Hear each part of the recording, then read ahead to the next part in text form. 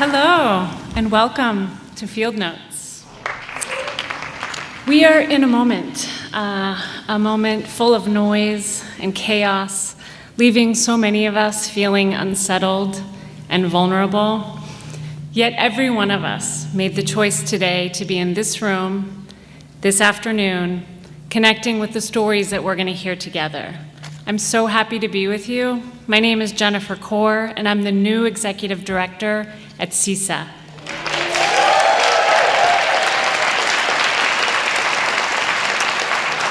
For those of you who are new to CISA, and I'll include myself in that, it's important to know that this organization has been working doggedly for over 30 years to strengthen farms and engage the community in building a local food economy. Our steadfast work with over 400 farms and food businesses has in so many ways really shaped the culture of this area, elevating local food and the folks who grow and raise it. We work across a diverse network to really build a shared future, a future in which farming is a viable livelihood, one in which local food is available economically and geographically to every one of us, and a food system in which our government is delivering policies and programs that really forward family farms in this area.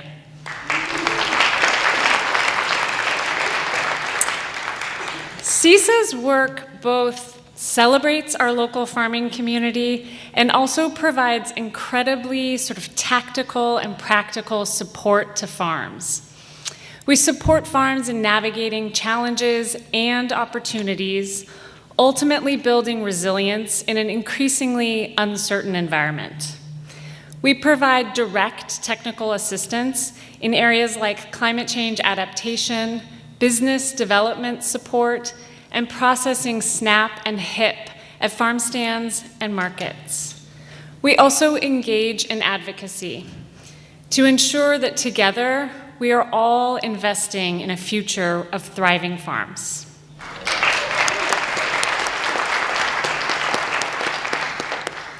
We work collaboratively with many partners. A heartfelt thank you to each one of those organizations, institutions, businesses, and individuals. And we count amongst our partners those who prioritize buying local at farms and markets, restaurants, and co-ops, because we know this choice over and over again does make a difference in our local economy, making it possible for farm businesses to make a go of it. I would like to thank the River Valley Co-op for their sponsorship and their partnership in featuring local products and ensuring accessibility to those products through their Food for All program.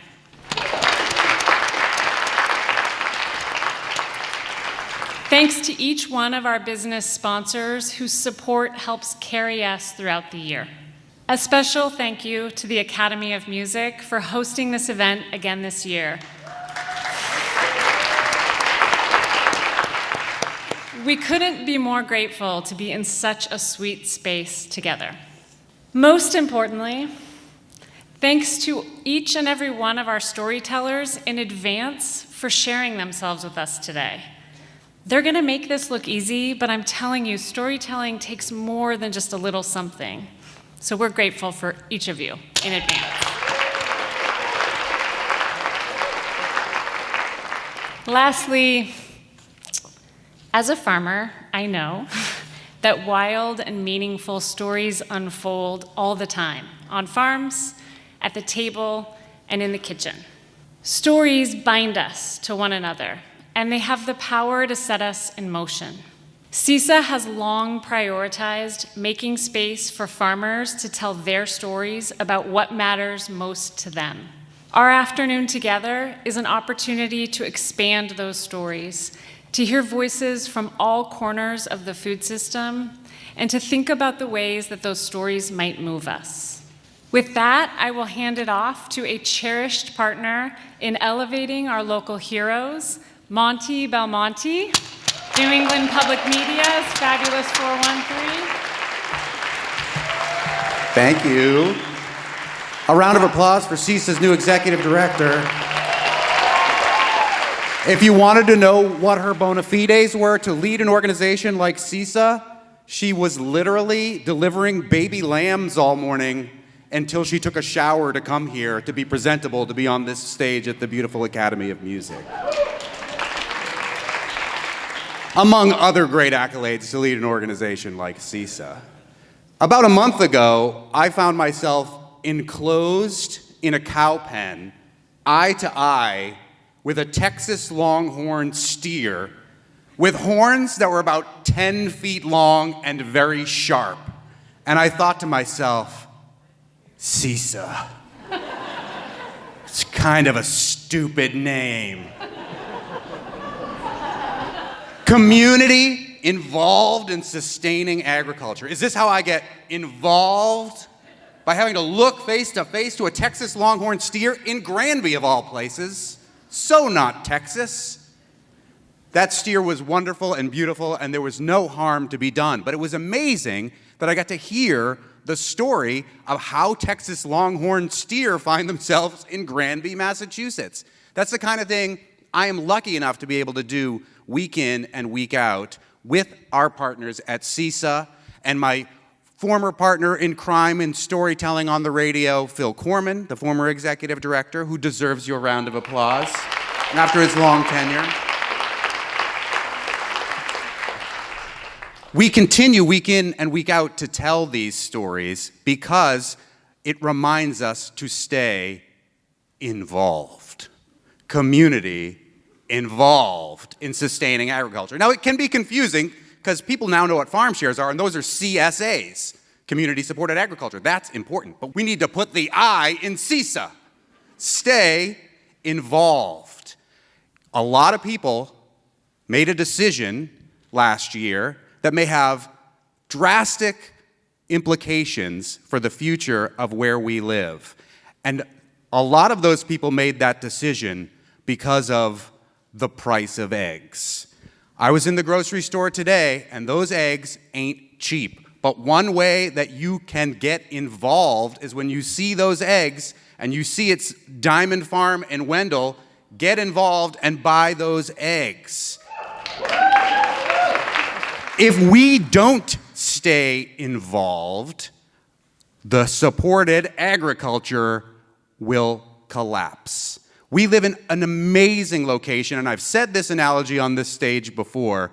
Everybody likes to say the valley is a bubble, but it's a bubble because we inflated it, because we got involved. And if we don't stay involved, that bubble will collapse. We can be a model, not just for here, but across the country, of what it means to support these systems, to take care of each other, and to stay involved. All right, I guess CISA's not a stupid name, okay? It's fine, it's great. It is asking you, the community, to be involved in sustaining that agriculture. And one way to do it is what you're doing here right now, by listening to the stories that farmers have to tell us, taking it to heart, and putting it into action. I'm pleased to announce our first storyteller, who has a story about staying involved even when things fall apart. A farmer from Southampton, Caroline Holladay.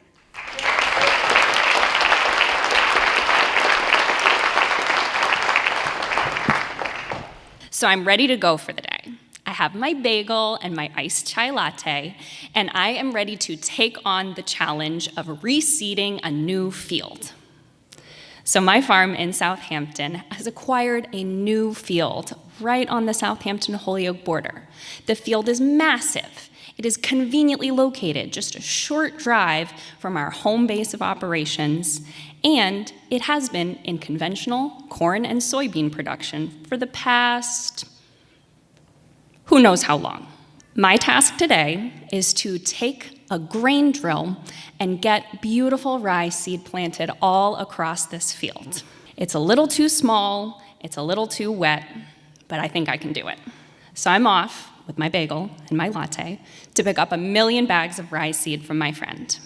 I get them out to the field, and I have to get everything set up perfectly. So I'm lugging my 50-pound bags of seed up, getting them into the hopper, spilling them on the ground, but that's okay, because that's where the seeds are supposed to go. And then I have my jerry can of diesel, and I'm pouring it in and getting most of it in. That's where it's supposed to go. Yesterday, I spent hours driving around in circles in this field, and I feel like I haven't made that much progress, but today is the day that I change that. See, I'm no stranger to driving around in circles. About 4 years ago, I started making hay with my best friend, who then later became my boyfriend, and this is our first season as equals. Steven is a great guy. He's really good at fixing stuff that I break. He's really good at picking up heavy things. He's great at creating an amazing logistical plan. So we play to his strengths. We play to my strengths too. I'm good at spreadsheets and helping animals give birth and finding the things that he loses. But today, I am all by myself. So I'm ready to go with my tractor. I turn the key in the ignition, and it goes krr, krr, krr, brum, krr, krr, krr, brum, but it won't catch. And I see a little bit of white smoke coming out of the stack. In my limited wisdom, I think that that could be a sign that there's a little water in the fuel line. It has been raining all morning. So I try again. Krr, krr, krr, brum, krr, krr, krr, brum, bang! And that is the loudest sound that I have ever heard. So I dismount the tractor, and there's fluids and all sorts of other things happening. And I really don't want to call Steven, because I was planning on coming home and over dinner being able to say that I did everything I was supposed to, I didn't break anything, and I finished ahead of schedule. But that is no longer an option. So I call him, and he doesn't pick up. And so I send several text messages, one of which just reads "emergency" in all caps with no other identification. And he calls back. And he's at work in another town at a dairy farm. I can hear the cows mooing in the background. And I tell him what's happened, and I say, well, there's a liquid coming out, and I really don't know what the liquid is, and I don't think it's diesel, but it's maybe something else, I don't really know. And he calms me down and says, well, I don't know, touch it, smell it, figure out what it is. And I'm like, I don't know, I don't think it's diesel, but it's coming from the engine area. And he reminds me that I have to open the cover to look at it. So I do that, and it's instantly obvious what has happened. The battery has exploded. That is not a hyperbole, it has actually fully exploded. And so the mystery liquid that I have been touching and smelling is sulfuric acid, which is, I presume, eating away at my skin. And so I relay this information. The battery has exploded. And he says, oh, good, you figured it out. I'm at work. Call my dad. And so we hang up. Then I call his dad. So his dad, Dr. Cowley, is a very handy guy, a retired large animal veterinarian, and also a great storyteller. So I'm looking forward to getting some help, the correct size wrench, and having someone to entertain me. So he lets me know that he can help, but I'm gonna have to go pick him up because his truck won't start, and Bonita, the chocolate lab, has to come too. So before that, I make my way to Tractor Supply, replace the battery. So I get it in the car, and it's multiple pieces. Get to the Tractor Supply, make a beeline for the bathroom, wash my hands, and then I find a helpful employee, relay to him what has happened, and then I bring him out to my truck to show him the pieces of the battery, and he goes, it really did explode. As a female farmer, that's not the first time I've had an interaction like that. But we get a battery, $247 later, I'm on my way to pick up Dr. Cowley and Benita. We head back to the field, we got the battery, it's got a convenient handle on it, get it up into the little tray, close it up. Something doesn't look quite right. So I go to close the cover, and it's touching both of the terminals. And I don't know much, but I know that that would be a problem. So Dr. Cowley says, well, let's think about this. What would Stephen do? He says, Stephen would get a chainsaw, and he would cut a hole in the cover. And while he's not wrong, I shoot down this idea, and we're going back to Tractor Supply. Back at the Tractor Supply, washing my hands again, finding a helpful employee. Benita's running around, unleashed, greeting everyone in the store. We get a new battery. We're back to the tractor. This one doesn't have a handle on it. So I go to pick it up and get it in the tray, and I can't do it. I can't lift it higher than about my chest. So Dr. Cowley tries it, and he lifts it up higher than I could, and then drops it into the sulfuric acid bucket. So I walk around to the other side, reach into the bucket, pick up the battery, and take all of the strength that I have to waddle around the tractor with it in my arms. Now we have a new strategy, which is to use like a cheerleading style handhold, both of us on opposite sides. We lift the battery up, get it in the compartment. He brought me the right size wrench, get everything tightened down, ready to go. Cover closes, no touching, very good. And I go to start the tractor. Kurr, kurr, kurr, brum. It's a much more beautiful sound than the bang from earlier. But as soon as I start the tractor, I have to turn it right back off because I have to get the good doctor and the good girl back home. I come back to the field, and a single tear comes down my cheek. But I'm okay. It's late, it's October, the field's gotta get planted so the topsoil doesn't blow away. It's Sunday, I gotta go to my job tomorrow and make children know math. So I drive around in a circle until I'm too wet.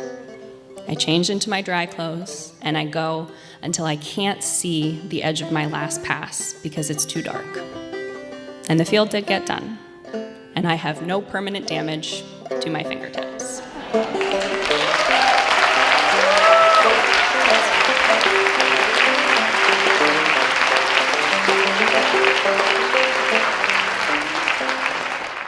Our next storyteller is a storyteller and an author from Northampton who has a story about something that is very near and dear to me, making sure that all of our neighbors have access to this healthy and delicious food that we're growing here in the valley and beyond. Please welcome Chaya Grossberg.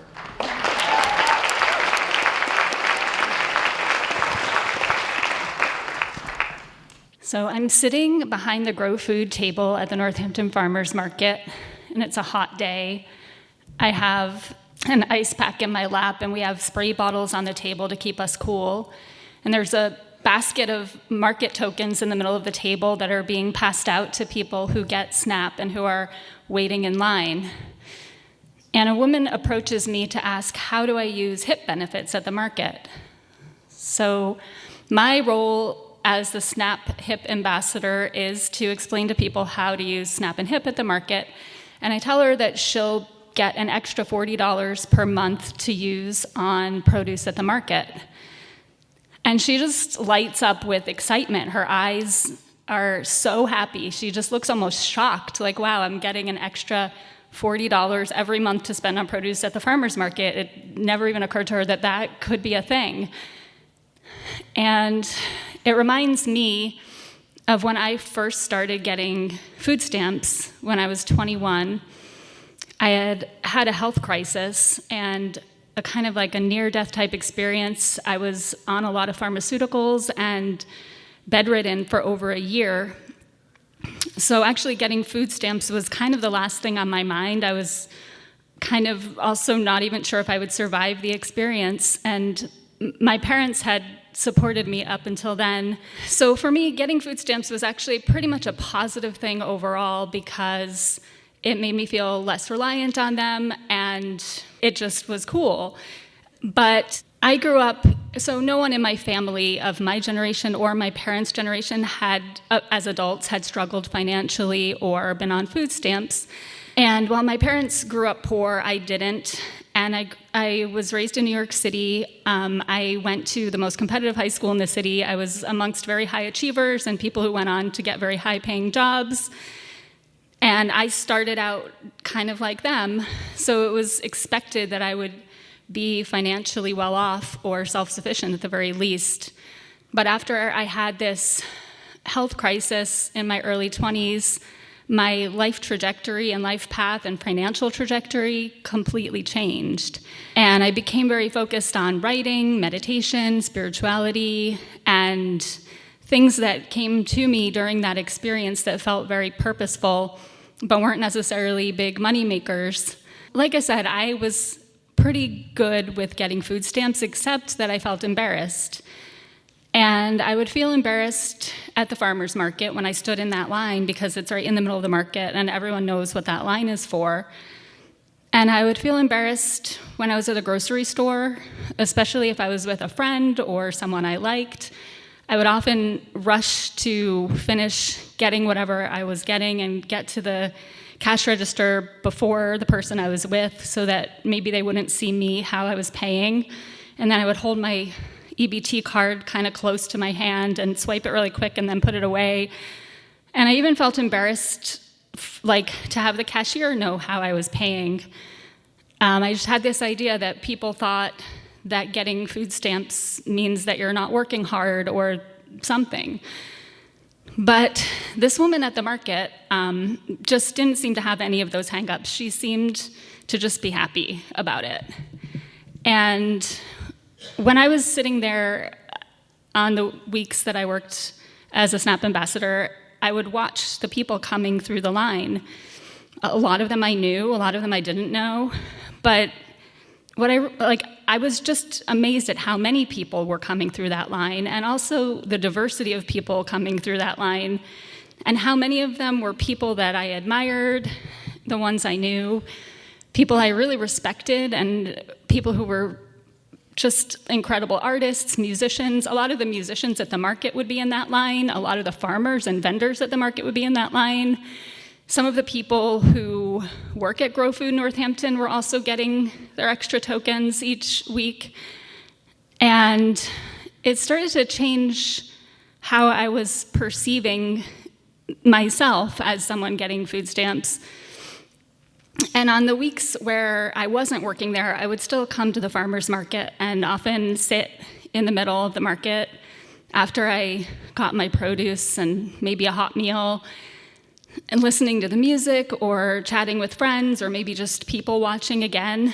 And I was aware of how this program to give people on EBT more benefits at the farmer's market draws so many more people to the farmer's market and such a more diverse crowd of people that wouldn't be there otherwise, like people that wouldn't be able to afford to buy produce at the farmer's market if they weren't getting these extra benefits. And I thought about how, like, whether somebody is a doctor or a poet or a part-time caregiver or disabled and unable to make an income, or an artist, musician who doesn't have enough money for all of their expenses, that it doesn't tell you who they are or everything they're doing with their life.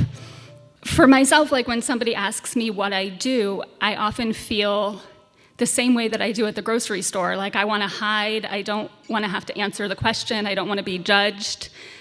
For the past couple decades, I've been professionally supporting people who are harmed by psychiatry like I was. I wrote a book about it. I'm often told by people that my writing has changed or even saved their life. And I just finished the first draft of my first novel. One other thing about food stamps and the extra benefits at the market is that they really support the farmers a lot, as well as the people receiving them. And food stamps in general support not only the local economy, local food producers, but also the farmers. So the farmers market season is starting to come to an end, and I'm again sitting behind the Grow Food table, and a man approaches me asking how he can use his HIP benefits if he only has $1 left on his EBT card for the month. So I tell him that if the vendors are willing, they might let him swipe it over and over again so that he can get his extra benefits. And a lot of them are willing to, believe it or not. But it's a cold day now, and I have a hot water bottle in my lap. I'm wearing a scarf and a hat and a coat, and it's one of the last markets of the season. And I realize that I no longer feel embarrassed when I stand in that line, and I no longer feel as embarrassed at the grocery store. That something in me over this season has shifted. And I still go to the market every week, but I have this newfound acceptance of myself and appreciation of this community who helped me get there. Thanks.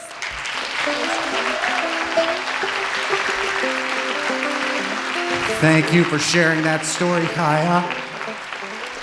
One way that you can keep the eye in CISA and stay involved is to advocate with CISA to make sure that the HIP program will stay fully funded in conjunction with SNAP to make sure our neighbors have enough to eat. SNAP and HIP is not just what happens to me after the food bank march every year. It is two really great programs working together. It's an innovative program that CISA was instrumental in helping advocate for and implement here. And innovation is a major part of what our farmers are doing day in and day out to make food that's healthy for us and for the planet. We were lucky enough to welcome this storyteller on the fabulous 413 a couple weeks ago. From Worthington, please welcome Lincoln Fishman. The adult Colorado potato beetle is black and yellow striped. It's shiny, it's beautiful actually, and it lands on your potato plant.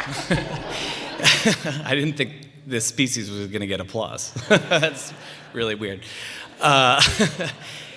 It crawls underneath the leaf of your potato plant, and it lays these glistening orange eggs. They look like mini caviar.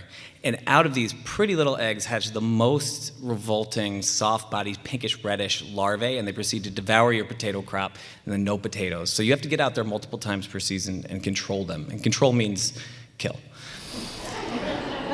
So it's early July. It's hot as hell. My buddy Butch and I are up in the potato field. He's holding a push broom in each hand, and he's just charging down the rows of potatoes, whapping the plants and knocking these larvae off onto the ground where they wriggle helplessly. And I'm right behind him. I'm wearing a kid carrier backpack with a 40-pound tank of propane connected to a flame weeder, which is just a flamethrower. And I'm toasting these suckers. They're popping and sizzling. You smell it. And it's loud. It's like, so you can't talk, but as he gets to the end of the row and comes back the other way, we have a brief moment to sort of like smile maniacally at each other, like we're feeling really, it's innovative. Like this is the first time we've done it, and it's effective and it's efficient. And it's just row after row.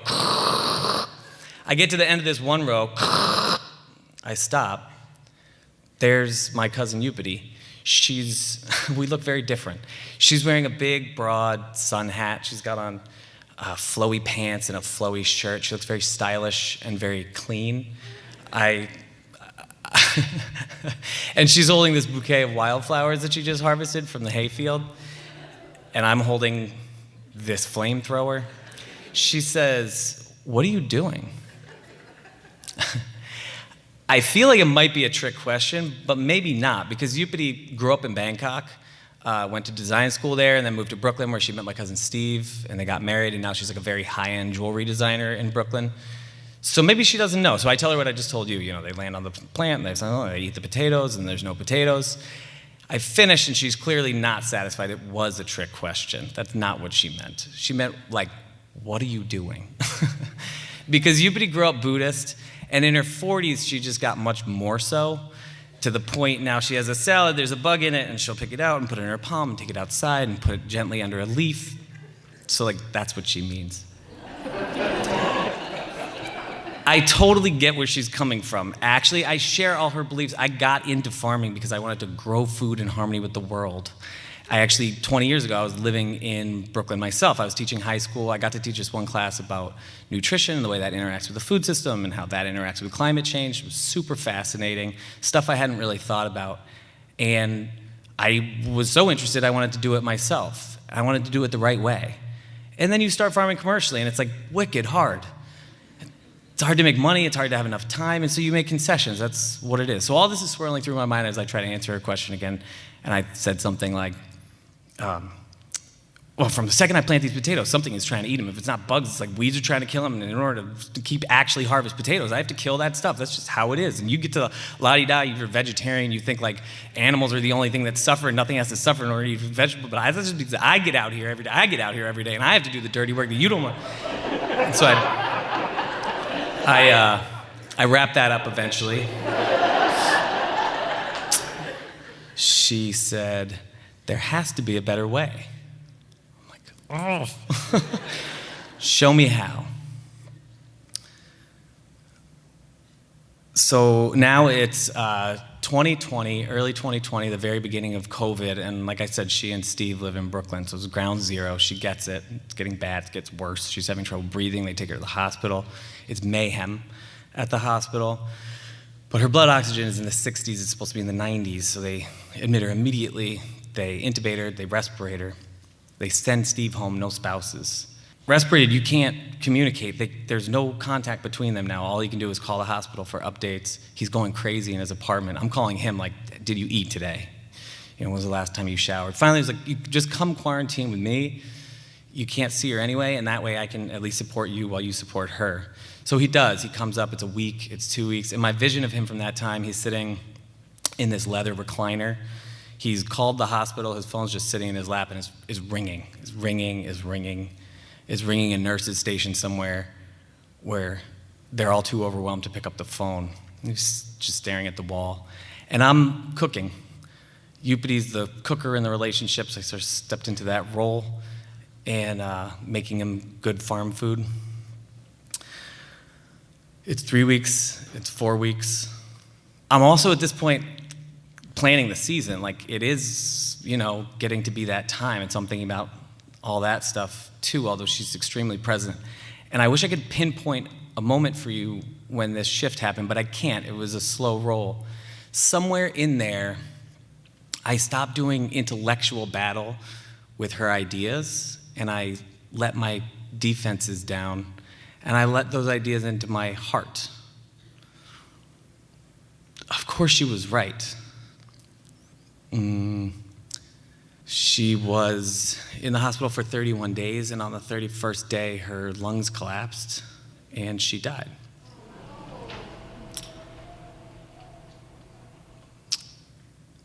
I promised myself I wasn't going to forget what she'd taught me, and I was going to farm Upidi's way or not at all. I was feeling crazy. I really was ready to fail, and so we took all of our old systems and rolled them up into a ball and threw them away and implemented these crazy new ideas. And it was good that we were ready to fail because we mostly did. But we had some successes too. One of them, we took that hayfield where she'd like to pick flowers. We plowed up these strips in it far apart, and we planted vegetables in the strips, and then we just let the rest of it grow. And it was just a riot of life. It was these tall grasses and all these flowers and insects and birds. She would have loved it. And you'd be wandering through, and you'd just stumble across a row of vegetables. And one of them, we planted potatoes, and the potatoes came up, of course, green and beautiful. And then, of course, the potato beetles came. And then, of course, they laid their eggs. And then the eggs never hatched. And I can't tell you why specifically, but in general, we had invited in life, we had let go of control, and there was more and more and more life. It was Upides' way. Thank you.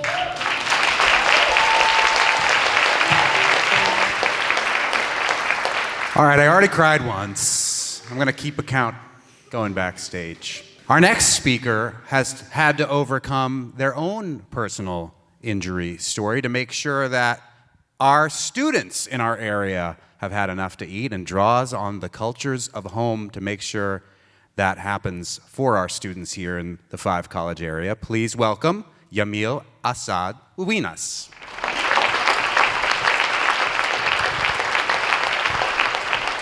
It's February of 2022. I still remember the rush during lunch service at Valentine Hall. We were low on staff, and I was anxious as our guests kept lining up, and we needed to stock the line. Our staff needed support, and I decided to give them all the help I could. And as I approached the elevator, it was extremely busy based on the time. So I decided to go for the stairs. And one misstep and everything else is a blur. I can't tell you how long I spent at the bottom of the staircase in the floor. But when I wake up to loud screams and a lot of commotion, and I tried to get up, and I couldn't move, fear got a hold of me. Muffled sounds and weird silhouettes surrounded me. And as I was being strolled out of the facility, I didn't understand exactly what was happening or where I was going. They put a mask in my face, and medication did its thing. I pass out. When I finally wake up to this weird feeling of wanting to stand up and run, but couldn't really move, I finally see a face that I recognize. My wife sitting next to me, hoping for me to open my eyes. As I'm being cared for, I gotta reset my time frame, as when I wake up, I'm thinking I'm in the middle of December, and my wife has to bring me back and tell me we are in February. Unfortunately, that's not the only thing that I forgot. I couldn't remember my second child's first ultrasound, which has happened just the day before. Just knowing that I didn't miss it, but it got erased from me, that broke my heart. Being alone at night and in pain gave me a lot of time to think. And among those thoughts, I started transporting myself to a very special moment. I guess trying to be positive, I transported myself to the moment where I was being awarded my culinary degree in La Universidad Interamericana de Puerto Rico in 2007. I still remember el primer arroz con gandules que hice, and the garlic and butter as I smashed my first mofongo. Que días. Also, I started remembering how I fell in love with food. And here I see my parents, as they create this amazing Palestino-Boricua fusion in our kitchen. How my mom would cook this beautiful dish where the sumac and the sofrito dance together in the pot cuando mami hacía carne guisada. In that moment, I realized that although being 14 years old, I knew that I belonged in a kitchen. And then, when nostalgia is wrapping me, there I am, wrapped in my Puerto Rican flag, making mofongo con carne frita by the shore of Hobos Beach in Isabela in Puerto Rico. Then I see myself as I'm yelling, "Yes, chef," doing a catering event for 2,000 people at the Everglades Club in Palm Beach in 2012. All these memories came flooding me. As I didn't know what was going on in my actual life, I just transported myself. Then I see myself as I'm cooking, celebrating what I love to do the most. And I keep thinking if I'm ever going to be able to do this again. Then, as if I'm in a movie, I start seeing the time where I met my beautiful wife, when she used to come to the restaurant I worked at and order her favorite food. By the way, she used to come to check me out, but we'll keep that as a little secret. The moment we said I do, and all these special moments, I also remember when she come to visit me while I was directing my staff, and she would bring my firstborn. As I'm singing Despacito while grilling steaks for an event at the Red Barn for Hampshire College in 2018. All these memories continue to fill my head. And I think about how after 14 years together, she still is the column that keeps lifting me up. But am I going to be able to be that column and lift her up? Then again, I hear my voice yelling, "Yes, chef." And for me, that was a reassurance that yes, I will. As time went on, frustrations got a hold of me. I was dealing with many injuries. I was struggling to feel my legs, 80% hearing loss in my left ear, and this vertigo that kept spinning me. I continued to try to do the best I could with managing my mindset, as that was the biggest setback that I had. I started turning angry and bitter. I started feeling shame. Being ashamed of myself, I wanted to leave far, forget about everything and start over. Just because I didn't want the people that knew me to see me in the state that I was on. So as I'm going through all this journey in my head, I continue to think how to manage this without having to succumb to pain medications just because they were accessible. And it's funny because I continue to go to treatments, and after a few weeks, I thought I was going to be up and running. And those few weeks turned into a month, and a month into several months. And as I'm working to try to get back up in my feet and get back to work, my body kept telling me that I wasn't going to be able to. And when I was on the verge of saying I give up, and professionals telling me to rethink my career, I did not allow that to stay with me, and I said that I needed to stand back up. And as I pushed forward to do so, I finished, after 13 months of therapies, neurologist visits, and everything else in between, I stand up and I start walking to my new beginning. In April of 2023, I get an opportunity in the third college that I would end up working for, Smith College here in Northampton. They had an amazing dining services team. They were looking for someone passionate with culinary knowledge to take care of their food service software. And I'm like, wait a minute, software? With limited IT knowledge, I did not know if that was going to be a right fit for me. But they trusted my skill, and they awarded me the opportunity to do so. And after almost 2 years, I can happily say that I'm part of the dining services team at Smith. Dreams, thank you. Dreams do come true. And one day, I will be able to show more of Puerto Rico around the world through my approach to our gastronomy and culture. But in the meantime, follow me closely, because I will be Boricua even at the moon. Y por eso soy Boricua hasta en la luna. Gracias.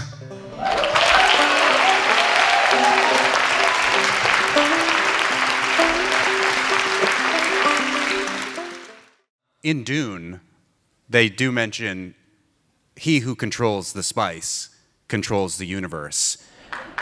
And our next storyteller will tell us what happens when you don't control the spice. Please welcome Kara Peters.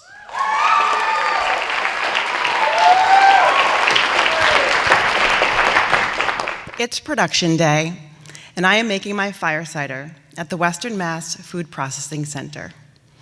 Fire cider is made on 2 different days. One day to chop up all of the ingredients and add to the apple cider vinegar, and then another day to press out those raw ingredients in bottle that infused vinegar. To ensure that all my batches are equal, we follow what's called a production sheet, which is basically my fire cider recipe with all sorts of other details like how fine to chop the onions and when to test the pH. On this day, as usual, the crew and I were filling 4 55-gallon barrels with equal amounts of every ingredient. The lovely local ginger, turmeric, onions, and garlic were being chopped up and weighed and added to each of the barrels. We were bracing ourselves for the processing of the horseradish. For those of you who know what that's like, you know that one sniff goes right to your brain, and crying is your only option. This is why chopping up 85 pounds of horseradish today was a job we gave to the rookie in the kitchen. I was on spice detail. My job was to weigh out the rosemary, the black pepper, and the jalapeno powder, and add it to each of the 4 barrels. When I got to the jalapeno, I weighed out 3 pounds and added that to barrel number 1 on top of all of those other delicious ingredients. And then I weighed out another 3 pounds and added that to barrel number 2, and then 3. When I got to barrel number 4, I didn't have quite enough. I was just a little short. That's weird. I know we had plenty for the production, more than enough. I stood there in my confusion, looking down at that production sheet, and my stomach sank. I had been looking at the amount needed for the whole batch. 3 pounds for 4 barrels. I was not looking at the amount needed per barrel. And then I felt the blood drain from my face. I had added 4 times the amount of jalapeno needed for this batch. What was I going to do? This was a $10,000 mistake that I could not afford to make. I needed product now, and I did not have time to wait for another batch. And I did have plans to make an extra spicy fire cider, but not this way, not by adding more jalapeno. I stood there in my terror, feeling so alone, just looking around at everybody so busily continuing to work on my fire cider. For those of you who don't know, fire cider is a traditional health tonic made by infusing apple cider vinegar with all sorts of healthful ingredients. It's great for whatever ails you, common cold, inflammation, gut health, etc. It's also delicious to use in your recipes like salad dressings, marinades, and even cocktails. I started making fire cider for my family a long time ago using ingredients from my own garden. And then in May of 22, I got my wholesale license and started my business, Ahlbin's Homemade. Now, I get my ingredients from mostly from our local farms. Turmeric and ginger from Old Friends Farm in Amherst. I get my honey from Shelburne Honey, just to name a couple. And I produce at the Western Mass Food Processing Center, which is a program of Franklin County Community Development Corporation in Greenfield. They work with all sorts of food entrepreneurs all over New England and local farmers to help them create the products that they want. And they've been with me since the beginning, every step of the way. I would proudly wear their t-shirt that says, "The team that processes your dream." We had been starting to really get to know each other by now in the kitchen at the processing center. I actually felt like I belonged in that kitchen. There's a lot that goes into each production, a lot that I have to do, like order all the ingredients and have them delivered on time. And there's so much that they have to do to prep for the production as well. So there was trust, and I was about to ruin that trust. All new businesses make mistakes, right? It's part of the learning process. Another mistake I had made early on was I approved a proof of my labels without the barcode. And there was nothing I could do after ordering 6,000 of these labels. I couldn't use those in the stores that my fire cider was being sold. That was a $1,500 mistake that only affected me. This was a $10,000 mistake that also affected the team at the processing center. And I don't like disappointing others. I was afraid that this mistake would make me seem incompetent and illegit to run this business. And I certainly did not want to lose the trust that I had gained. So, once I regained my breath, after realizing this big mistake I had just made, I found Jason, the production supervisor, and I sheepishly told him what had happened. I saw the blood drain from his face too, and then he immediately joked, "Well, I guess you just made your extra spicy fire cider." Jason and I knew we had to go tell Liz, the boss. Liz is the director of operations at the processing center. This means she oversees everything that happens there. She's been with me from the beginning, every step of the way, and she's amazing, but she's a little bit intimidating. You have no idea how scared I was to go into her office to tell her what had happened. I did not want to disappoint Liz. But Jason and I walked into her office, told her what happened, and then I had to tell everybody else who was coming into the office to see what was going on. Everybody had the same reaction: silence, a thoughtful nod, and then extra spicy? But then the brainstorming really began. Jason, Liz, Evan, who is the warehouse and packaging supervisor, and I brainstormed our options. What were we going to do? It became evident right away that we weren't going to throw away this mess that I had just made. We were going to find a solution.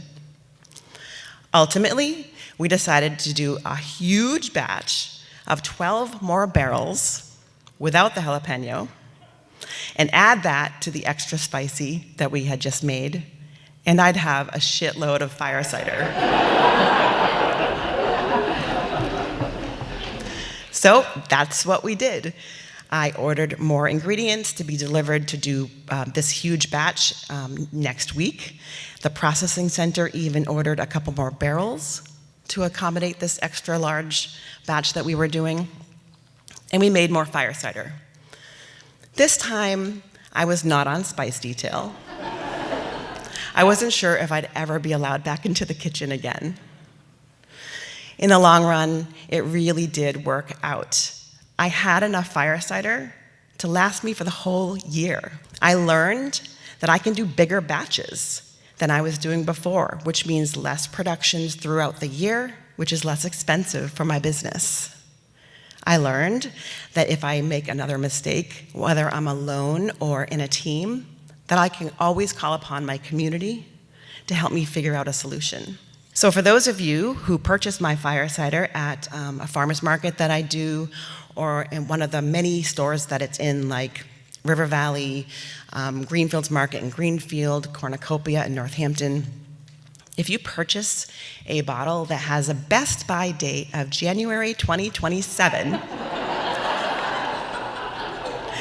you're tasting this successful batch. So 1 year later, we did go back into production. This was just this past December, and I was allowed back into the kitchen, and I did go back on spice detail.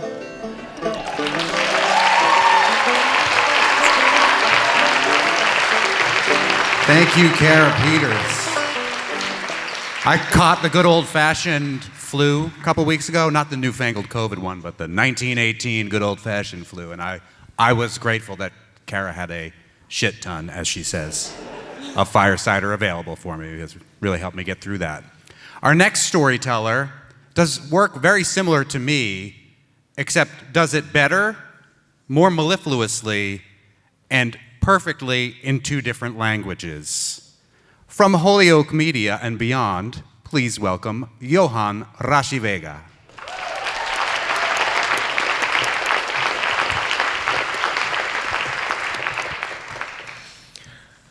When I was a child, I was fascinated by the magic of radio. And I remember my brother and I, we used to play with a reel-to-reel recorder, making our own radio shows. A whole spectacle, because it was interviews and comedy sketches and music performances, the old school way.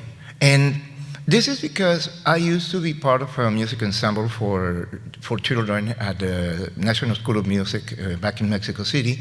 So we were often invited to participate in radio broadcastings and TV shows. So I was used to be in those places, and I fell in love with it. I was just thinking, I want to be in that place. I want to be behind the microphone. I want to have my own radio show, which eventually I did. And when that happened, I was having my own music radio show, and it was perfect. Being able to share music with people and talk about new music and interviewing artists.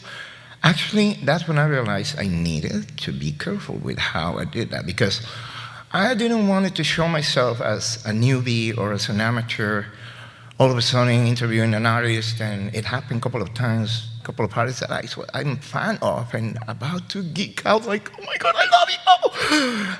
No, you cannot do that. Maybe later, not now. Thankfully, the journalism classes taught me that I need to learn about those boundaries and to keep objective. It was really helpful because that actually became part of what later made me into the work that I'm doing today. So in 1999, I moved from Mexico to Puerto Rico, and after going from volunteer to producer, I actually became the news anchor at the public radio station there, WRTU. And with that, I had the responsibility of keep informed the community. So I had to interview people from all different walks of life, and all type of hard news and all type of stories. And I always tried to make sure that I included some of them that were heartwarming, because we don't get to see that many of them in mainstream media. From there, then in 2011, I came here to Massachusetts, and I started my own media platform, Radio Plasma, focused on storytelling and interviewing people in a really micro-local journalism approach focused on social justice, arts and culture. The pandemic came, and then all of a sudden, it was a need for information that was nowhere available, if you remember, at the beginning. So for me, the pandemic time was a blur, because the only thing that I remember was I need to keep people informed in both English and Spanish, Inglés y Español.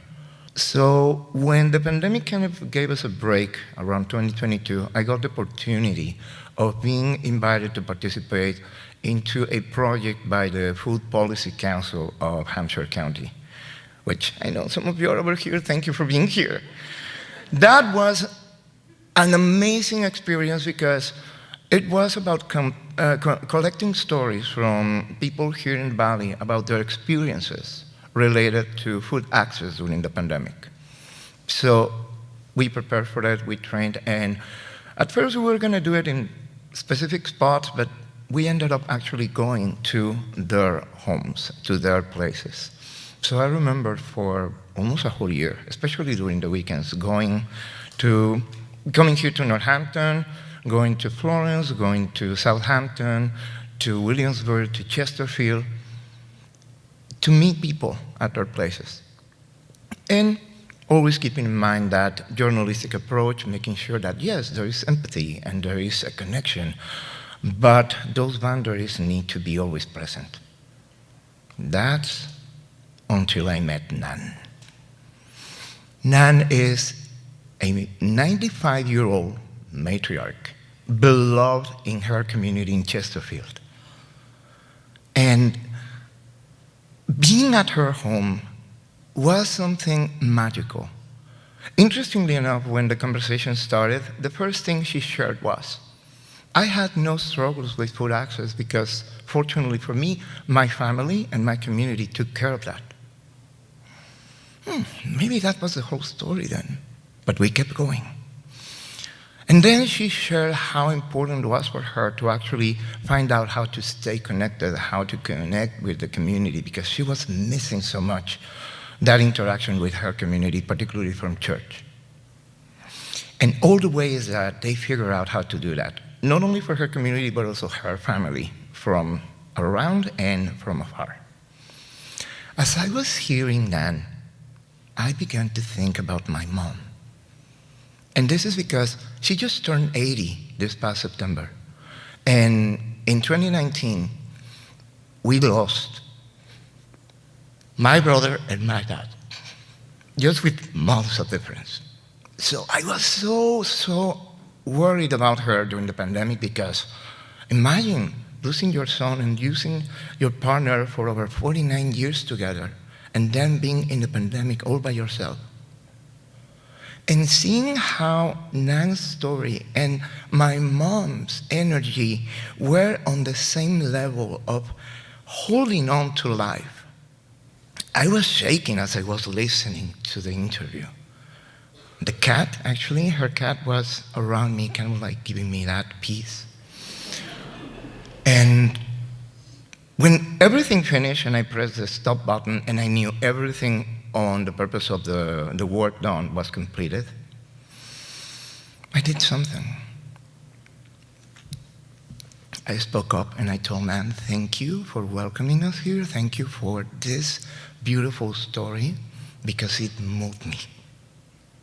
It made me reassess the value of us being together, because food is something that is necessary for all of us, but it's not enough.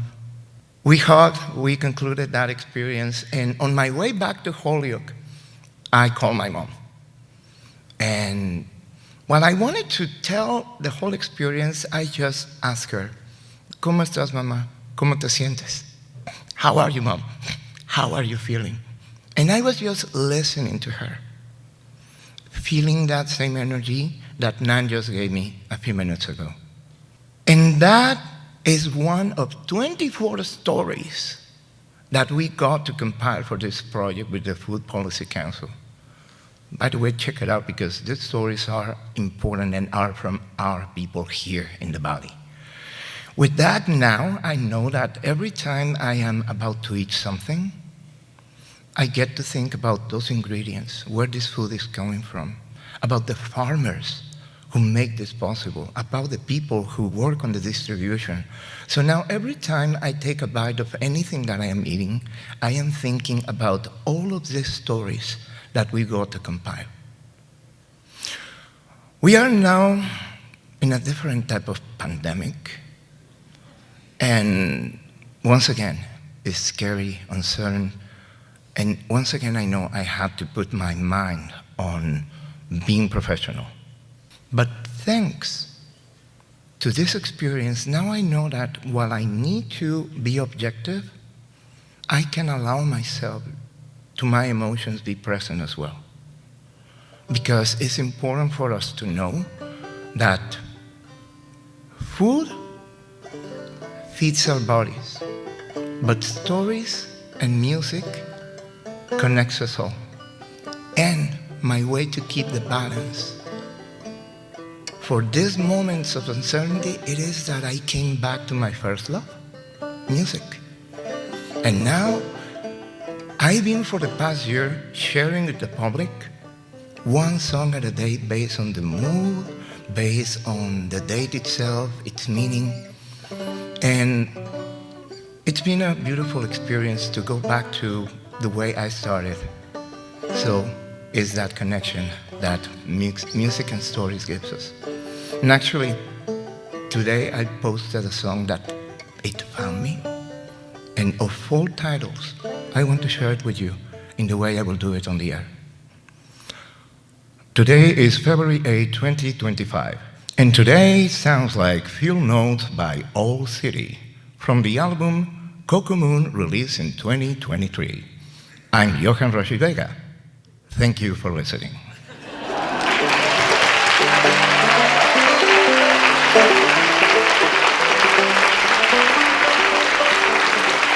I could only aspire to those dulcet tones. He does it so well. I mentioned before how we live in a bubble that we inflated. We grew the bubble. There's an organization in Springfield called Gardening the Community. The community got together and helps to feed the people in Mason Square in Springfield. Growing together and creating community is something that we're really lucky to experience. And if we're new to the area, it's something new that we can all experience, which is the experience of our next storyteller, Mary, Margaret, Kathleen, Chapman.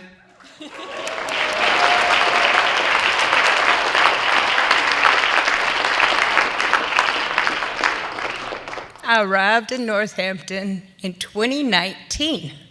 I came from Mississippi. Places are pretty different. Not as different as you'd like to think. They're alike in more ways than you'll ever imagine, perhaps.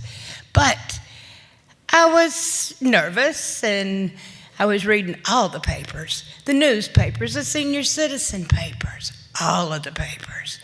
I was taking care of business, getting my food stamp card, my library card, my voter registration card, and no get out of jail free card, although there should have been one of those. I didn't get in any trouble though, thank goodness. But there was a lot of happening in Northampton in 2019 until it was shut down. And at that point, things really started cooking for me, because that's when the beautiful people came out. I heard a van one day, an old truck, a diesel truck. Sounded just like a diesel truck sounds. And I wondered, what is that truck? I looked out the window, and there's a woman getting out of the truck, and it's Francie Lynn, who is kin to Elliot Lynn, who I hooked up with earlier or later, I can't recall. That was so 2019. And he was my pen pal that I read about in one of the newspapers. Francie was delivering food for Grow Food Northampton. And the food was incredible. It was fresh. It was beets and onions and carrots and greens and all the food. It was just such a delight. Well, I took the food and I started painting pictures of it and hanging them up downstairs so everybody would see what Grow Food was bringing every week. And pretty soon, Grow Food saw the paintings of the fruit and the vegetables, and I ended up doing the posters for the markets, the one in the summer and the one going on now. And so that's how I hooked up and did meet all the beautiful people, and also the Hampshire County Food Policy Council. So it is a small world here in our valley bubble, and you're a part of it whether you know it or not, because I can hear you and I can see you, and now you see me. So hook up, y'all. That's about it. I think I missed something, but beautiful people. You can get your button at Grow Food Northampton in the tent. Thanks.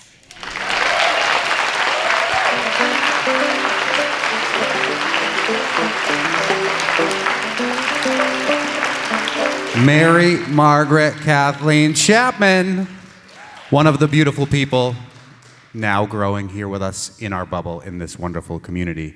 We have one final speaker who is doubling down on the notion that food is not only justice, necessary, a human right, but food is love. Something I learned from my Italian grandmother, and that cultural heritage may play into this story as well. Please welcome to Field Notes, Kyle Zegel.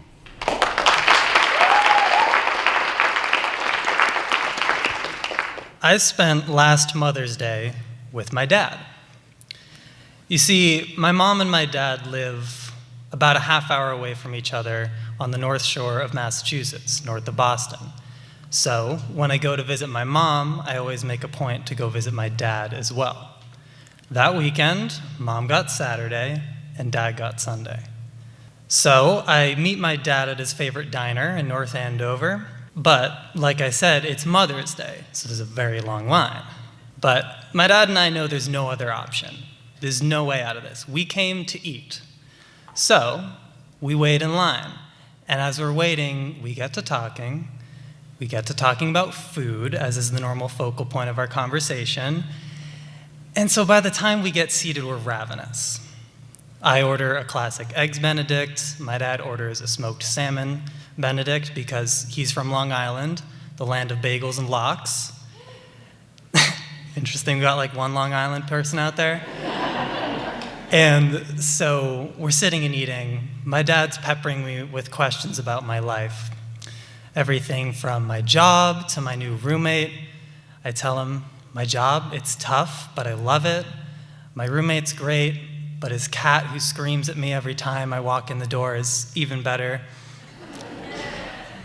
And at that point, I start to realize my dad might not be paying full attention to me. Kyle, you gotta try this.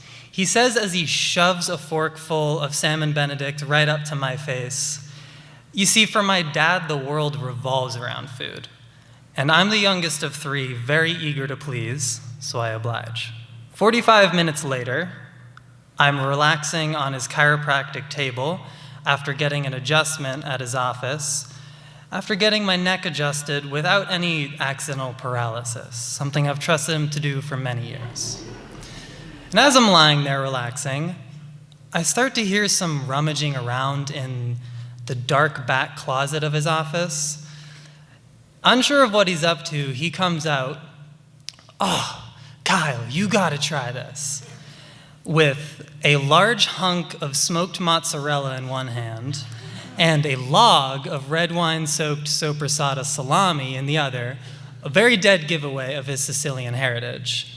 I mean, what diabetic, bipolar Italian man doesn't have a chunk of cheese and a log of meat in his office mini fridge in the dark back closet?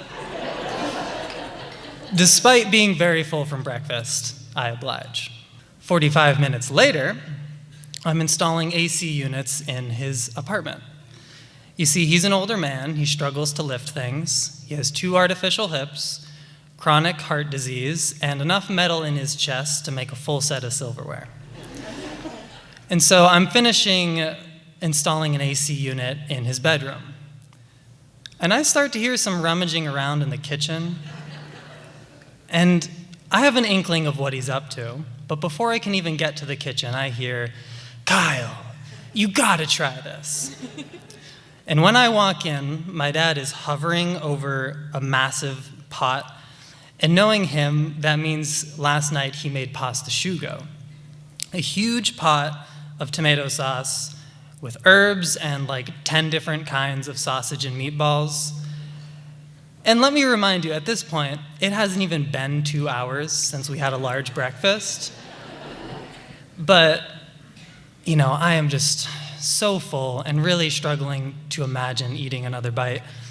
But you see, this is a man who, for Christmas, gets his children blueberry jam and pistachios with a side of scratch tickets. This is a man who dogs cannot stop licking his face because, from what I assume, his skin tastes like olive oil and rotisserie chicken. This is a man who, when tasked to get 1 type of cheese for the holiday platter, brings 5 and a cheesecake. Clearly, food is my dad's primary love language. And I love my dad, so we sit down and we eat pasta asciutto. Before I can leave his apartment, my dad offers me a 12-pack of seltzers, a gallon bucket, yes, a bucket of coleslaw, and the offer to bring me to his favorite supermarket, McKinnon's, so he can buy me a bunch of meat to bring home. I don't really want to go home with my car smelling like a deli as much as I love my dad, so I politely refuse. My dad makes me one final offer. Kyle, you want this stale loaf of bread? I don't really want to start my week with a stale loaf of bread, so again, I politely refuse my dad. But I tell him about this Tuscan dish that I love, panzanella. A wonderful dish where you toast bread and mix it with chopped ripe tomatoes, onions, parsley, capers, and mix it in a dressing of Dijon, good olive oil, and red wine vinegar. It's wonderful. And so I tell my dad, I won't take your stale loaf of bread, but later this summer, when tomatoes are nice and ripe, I'll bring them from the farm and we'll make panzanella. How about that? It's a deal. So, a few months later in August, I find myself gathering the ingredients for panzanella. But on this August evening, I'm not making panzanella for my dad.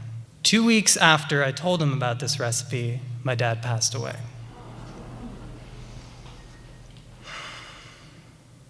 That Mother's Day was the last time that I saw him. So needless to say, that summer was a struggle. I was grieving, and I still am grieving, and I was really struggling to show up for my work. Part of that work for Just Roots in Greenfield is hosting youth and family cooking workshops at local housing complexes and community centers. So that August evening, I chose to teach 4 families how to cook panzanella at the Brick House in Great Falls. Yeah, shout out Brick House. And so I'm really struggling to get going on this day to cook this panzanella, both because I'm making this dish for the first time that I promised to make my dad, but also because I'm racing to Foster's to get all the ingredients. I am stuffing my Hyundai like a cannoli, but with pots and pans and burners. I'm crawling in to try to fix the broken hatchback door that I've neglected to fix all summer. And I leave the farm. Halfway to the brick house, I forgot the tomatoes. So we're working on it. But I finally get to the brick house, and I get everything set up. But like I said, it's a family cooking workshop. So there are screaming children running around, there are exhausted parents chasing them down, but we're making it work. We're learning how to read recipes, we're learning how to chop, proper knife skills, we're learning how to pan toss, that fun trick that the kids are really intimidated to learn, but once they learn it, they're so excited and feel like the true chefs they are. And I'm helping this one kid a lot. I can really feel his enthusiasm. We'll call him Luis. Luis is cooking with his mother. He is chopping up a storm, practicing great knife technique. He is whipping up the dressing. He's becoming a quick expert of the pan toss. And Luis gets the panzanella all finally assembled. And he tries it, and his eyes light up. And Luis looks up to his doting mother, and with a grin full of pride, says, "Mamá, tienes que probar esto. You gotta try this."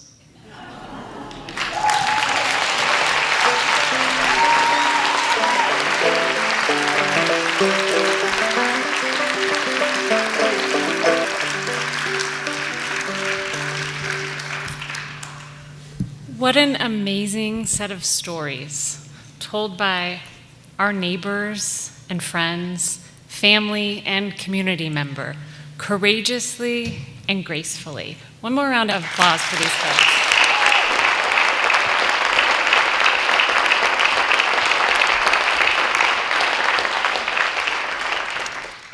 I hope that these stories and our time together remind you of our strength in community, of the richness of our varied perspectives and lived experiences, and the power of food to really connect us. A very special thank you to Norma Jean Haynes for playing the banjo for us tonight.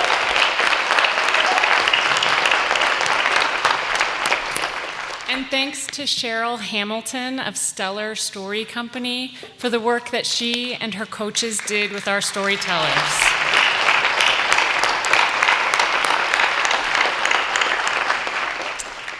Deep gratitude to Monte Belmonte for caring about farms and food and bringing his talent and energy to the cause time and again.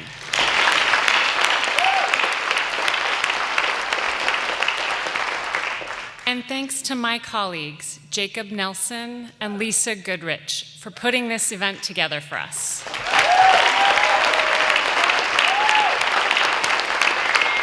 And one final final round of applause for our storytellers.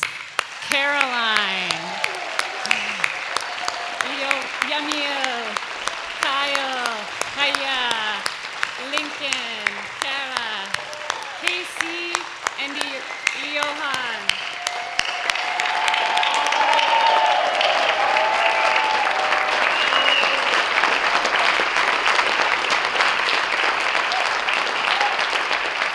Thank you all for your commitment to farms and local food and for your support of CISA. Have a wonderful evening.